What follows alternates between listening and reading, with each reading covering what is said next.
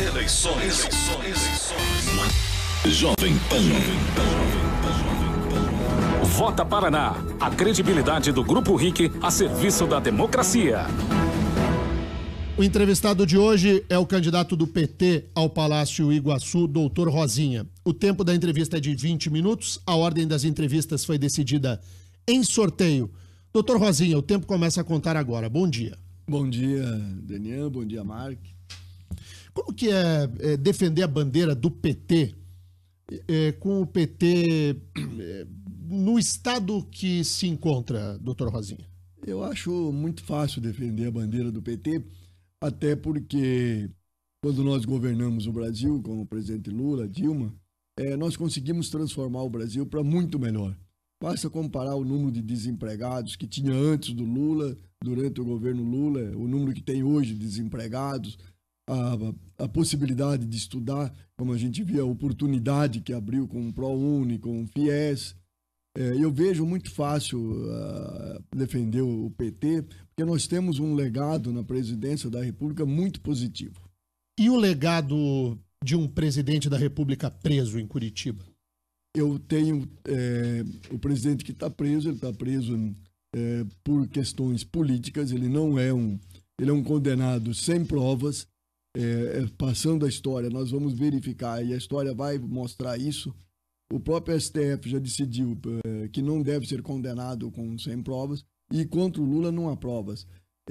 O apartamento que dizem que é dele não está registrado no nome dele.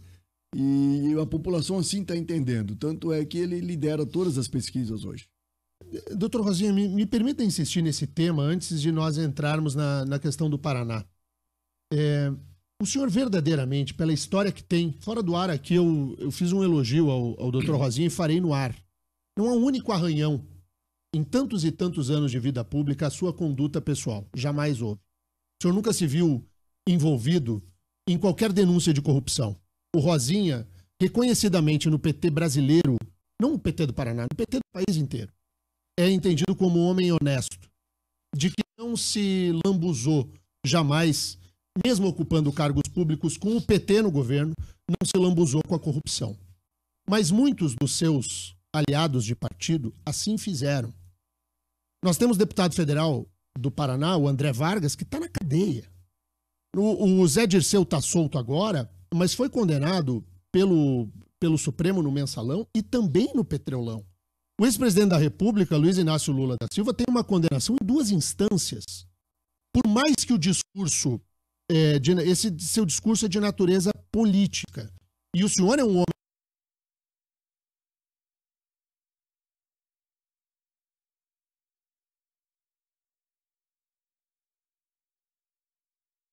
O senhor fala que é fácil defender essa bandeira, doutor Rosinha, mas a corrupção lavrou o PT. Há corrupção no Brasil há séculos. E a Lava Jato não combateu a corrupção, tanto é que permanece, basta olhar o que é o Michel Temer. Agora, todo discurso de corrupção na história brasileira sempre foi usado para derrubar governos. Foi usado e levou o Getúlio Vargas ao suicídio, foi usado para tirar o João Goulart da cadeia, da presidência, e foi usado contra o PT. E para derrubar o Collor com a bandeira do PT. E para derrubar o Collor. E aí eu concordo contigo. E aí o que tem nesse processo?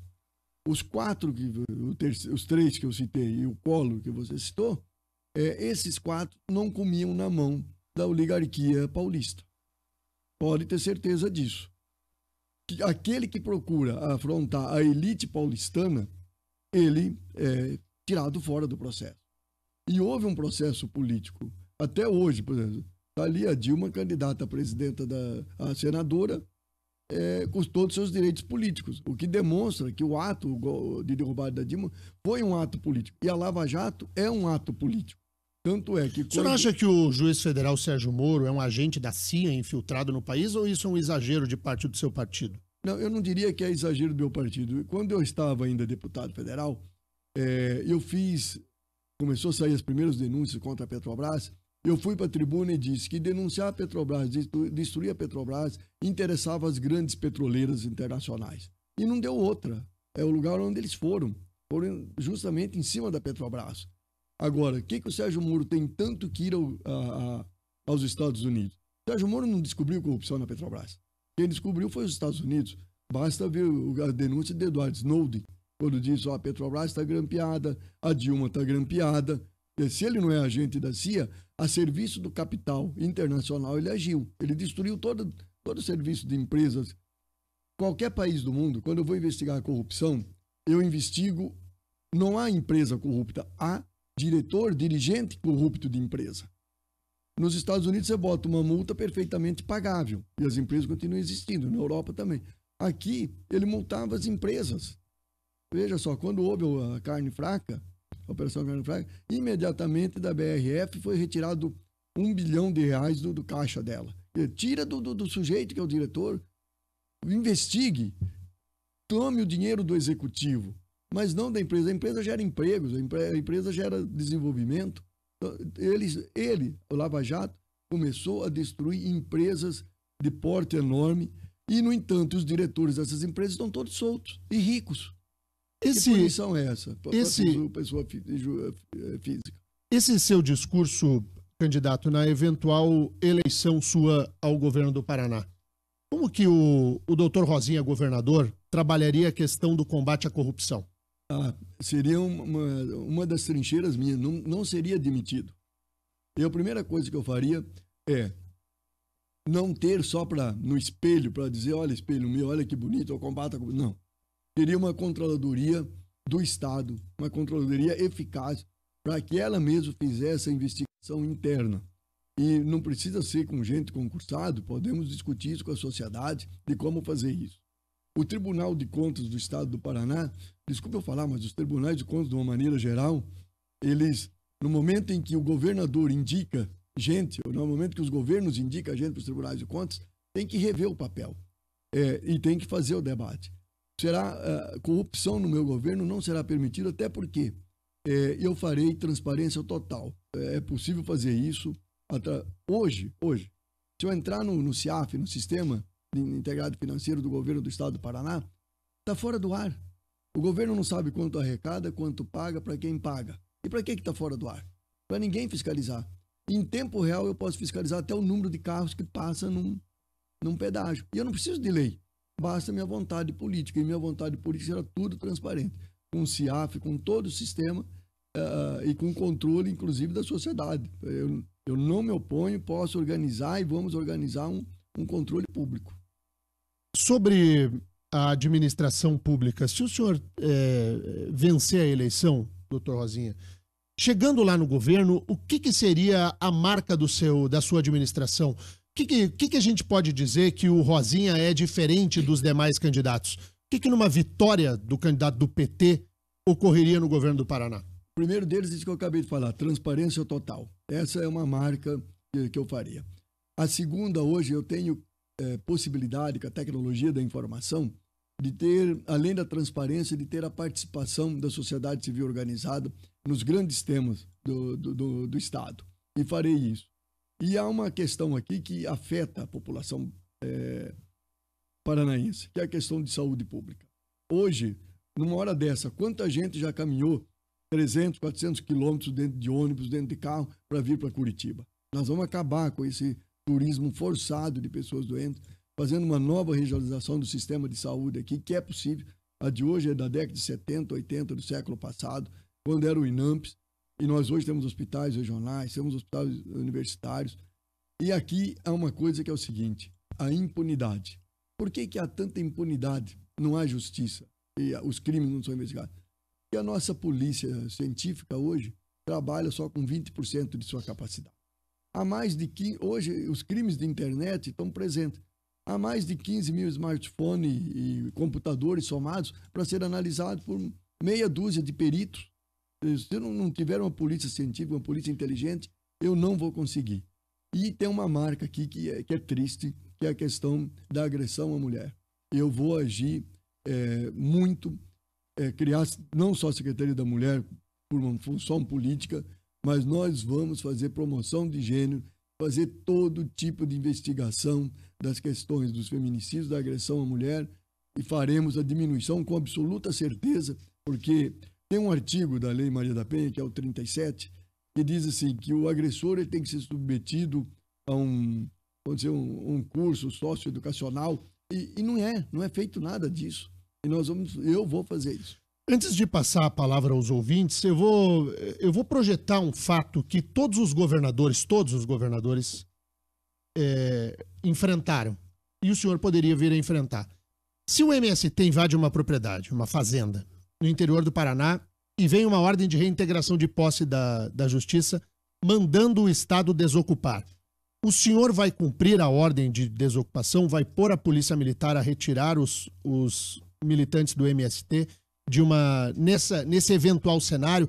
E esse cenário não criou, esse é um cenário que todos os governadores do Paraná enfrentaram. Sim, eu vou fazer o seguinte: qualquer ocupação de terra, rural, urbana ou rural, eu entrarei imediatamente num processo de negociação com quem ocupou e com o proprietário da terra. Antes de qualquer decisão judicial, chamaremos o Poder Judiciário, chamaremos o Ministério Público. Eu prefiro o diálogo antes de qualquer tipo de ação judicial, de qualquer tipo de ação policial. E se o diálogo não funcionar? O diálogo vai funcionar. Eu tenho certeza absoluta. Eu tenho vontade política e funciona. E se ele não funcionar, o governo do Estado tem que estudar a capacidade dele próprio debater o tema da reforma agrária e ele começar a fazer a reforma agrária já antecipada para que não ocorram essas ocupações de terra.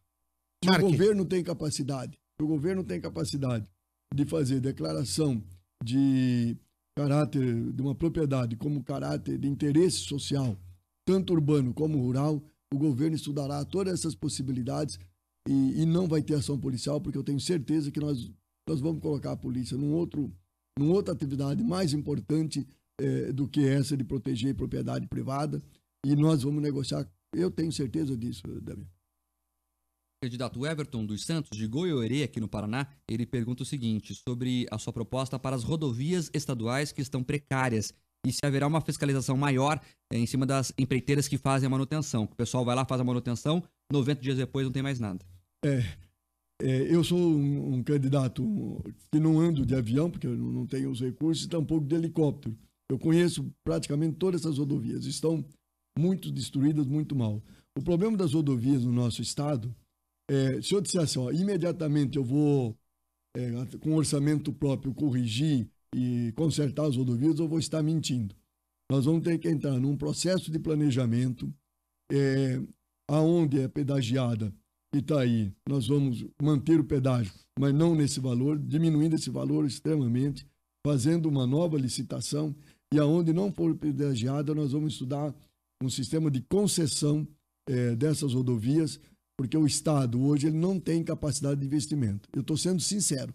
Se eu mentir, se eu dissesse, olha, eu vou corrigir no primeiro ano, eu estaria mentindo. No primeiro ano, nós vamos planejar e vamos trabalhar com a concessão delas para que comece a ser recuperado.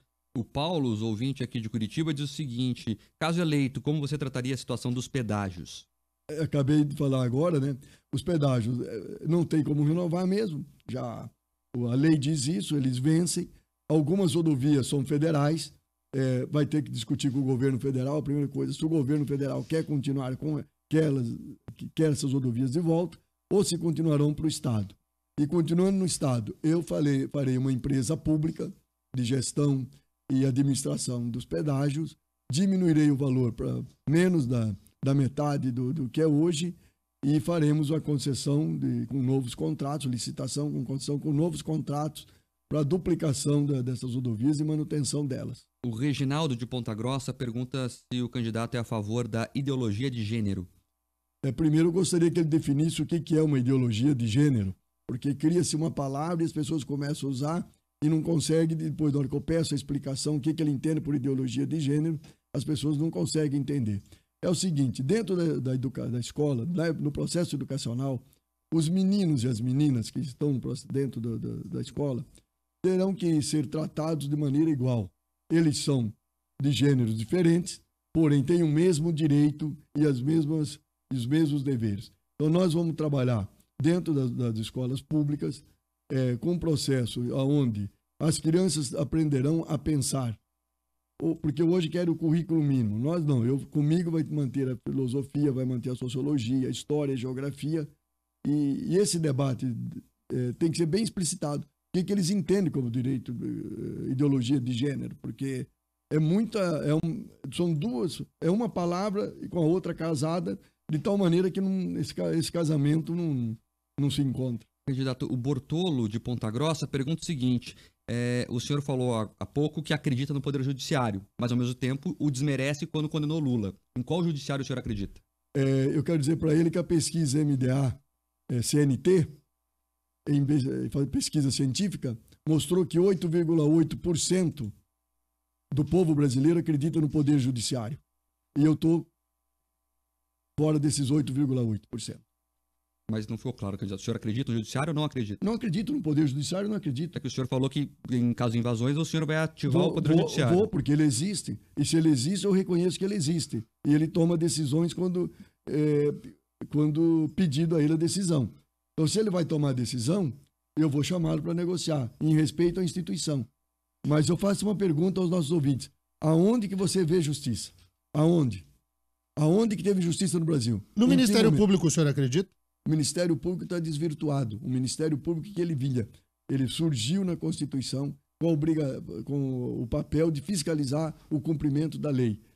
Hoje, parte dele está desvirtuado e virou uma peça de acusação só, e não de cobrança de que a lei e a Constituição seja cumprida.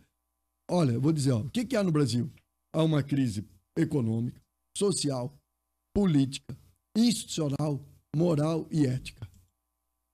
Então, se há uma crise nessa amplitude, nós temos que sair da crise fazendo debate. E, na sua opinião, o PT não tem nada com isso, candidato? O PT sofre a crise como todos os partidos sofrem. Todos os partidos hoje, é uma crise política, como eu disse, e uma crise institucional. Todos os partidos sofrem a crise. E todos eles têm tanto responsabilidade por ter criado a crise no mesmo patamar. Até porque... E a crise também tem muito papel, desculpa falar, mas tem muito papel da mídia. A mídia hoje, uma parte dela, boa parte, vive desinformando a população. Não informa corretamente como deve ser informado. Por exemplo? Por exemplo, há muitos exemplos. Eu vou dar o exemplo. Eu vou dar o exemplo dentro de casa. A senadora Gleice Hoffmann foi acusada de corrupção e ganhou mídia contra ela inúmeras, de perder de vista a quantidade. E, no entanto, quando ela é absolvida, quanto que ela ganhou de mídia para corrigir isso? Nada. Mas Mas aí a justiça vale, candidato. Quando absolve a sua companheira de partido... Não, mas eu dando um exemplo. Não, tudo bem, mas você pediu da mídia onde ela manipula, eu estou dando exemplo. Não, mas eu discordo da sua opinião nesse ponto, mas podemos conversar sobre mídia outra hora. Mas aí a justiça vale, porque me parece que o ponto central da sua entrevista aqui é uma descrença do Poder Judiciário. O senhor disse que não acredita no Judiciário. Mas quando a senadora Gleice foi absolvida, daí o Judiciário vale? O Judiciário, ele existe e hoje, como poder, eu estou dizendo, como poder, que é a pesquisa que eu citei, como poder o povo brasileiro não acredita. Eu não acredito nele como poder. Dentro do Poder Judiciário, há homens e mulheres sérios, honestos, mas o poder é como no Congresso Nacional. Quem acredita no Congresso Nacional hoje? Quem acredita? Está no patamar abaixo do Poder Judiciário. Por isso que eu falo, há uma crise institucional. E que o Congresso Nacional e todo mundo que está lá não presta, não tem gente séria lá dentro. No entanto, de um tempo para cá, começou a se generalizar tudo, que mesmo as pessoas sérias não se salvam. Não consegue. Por isso que gerou essa crise. Isso está no Ministério Público, tem homens e mulheres sérios no Ministério Público. No Poder Judiciário tem juízes e desembargadores muito sérios. Mas vejam essa questão agora da liberdade do Lula. Um plantonista dá a liberdade, um juiz que está de férias, que é o Moro, manda não soltar, que está de férias, não cabia nem a ele. Candidato, mas sobre a Lava Jatão, nesse tocante, Eduardo Cunha, o senhor acha que tem que estar preso ou não? Todo corrupto tem que ser investigado com decência. Hoje a Lava Jato, ela faz com uns com decência, com outros não. Ou ela tenta... E o CEF? Deveria estar preso ou não? Segundo a justiça, ele Segundo ganhou a liberdade justiça, não. porque fez a Mas coordenação não é premiada maior e ladrão. entregou todo o esquema que o PT realizava dentro do governo Não, não é o federal, PT. segundo o delator. Não, o Youssef nem podia ser delator, porque ele já foi delator no caso Banestado, não cumpriu, voltou a cometer crime. Mas o senhor Quem sabe errou? que a O lei da Youssef delação errou premiada foi e- assinada pelo e- Partido dos Trabalhadores. Uma lei criada por nós, justamente, para justamente acabar com... Aliás, o PT, no governo PT, teve a Controladoria Geral da União, a independência da Polícia Federal, teve a lei da transparência, a lei da delação premiada, tudo para investigar e punir corrupção. Tudo foi no governo do PT. Candidato. Agora, quando eu crio a lei, a interpretação da lei feita pela Operação Lava Jato é uma interpretação criminosa. Ela não combate a corrupção, ela está destruindo o país. O tempo aqui na entrevista da Jovem Pan esgotou. Correu 20 minutos, né? Voou. Foi muito rápido. A gente tem a continuidade da entrevista na RIC TV Record, às 8 horas em ponto, com o nosso especial das eleições. Quem quiser ouvir mais das propostas e das ideias do candidato do PT ao governo do Paraná, doutor Rosinha, é nosso convidado para que ligue, sintonize na tela da RIC TV Record. Muito obrigado pela atenção ao ouvinte da Jovem Pan. Estou sempre à disposição. Bom dia a todos, a vocês e aos ouvintes.